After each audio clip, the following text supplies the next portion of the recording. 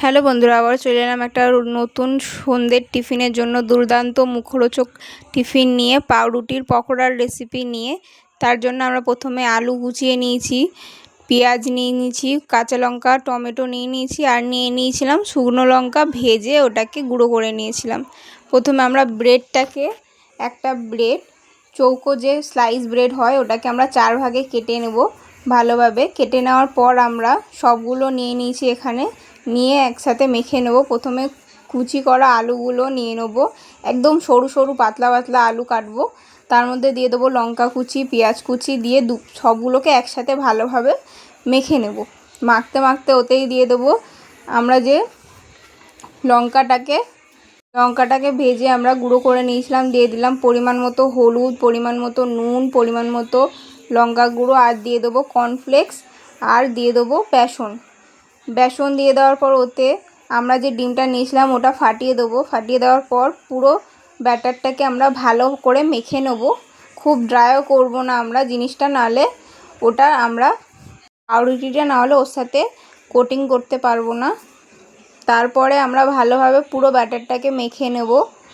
মাখতে মাখতে আমরা ওতে সামান্য জল দিয়ে ভালোভাবে মেখে নেব।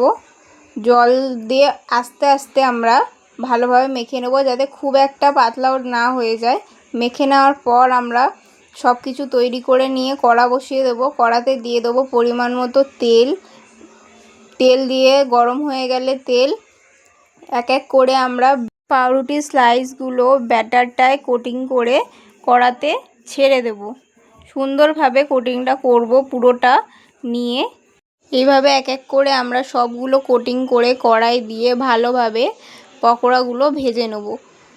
পকোড়াগুলো একদিক লাল হয়ে গেলে আমরা পকোড়াগুলোকে ভালোভাবে লাল করে উল্টে নেব। একদিক লাল হয়ে গেলে আমরা পকোড়াগুলোকে উল্টে আর একদিকও ভালোভাবে লাল করে মুচমুচে করে ভেজে নেব। চায়ের সাথে খাওয়ার জন্য একদম পারফেক্ট এইগুলো। ভালোভাবে লাল লাল করে আমরা পকোড়াগুলোকে আর একদিক করে ভেজে নেব। পকোড়াগুলো দুদিক লাল লাল ভাজা হয়ে আসলে এক এক করে আমরা পকোড়াগুলোকে তুলে নেব। পকোড়াগুলোকে আমরা এক এক করে সবগুলো একটা বাটিতে তুলে নেব। পকোড়া তুলে নেওয়ার পর বাকি পকোড়াগুলোও এইভাবেই একইভাবে আমরা ভেজে নেব। সবগুলো পকোড়াকে একসাথে একইভাবে যতক্ষণ পকোড়া ভাজা হচ্ছে তোমরা ভিডিওটাতে একটা লাইক করো, শেয়ার করো। রেসিপিটা পছন্দ হলে কমেন্ট করো। তোমরাও ট্রাই করে জানিও তোমাদের কেমন লাগলো কমেন্টে। আর চ্যানেলটাতে নতুন হয়ে থাকলে চ্যানেলটা সাবস্ক্রাইব করো।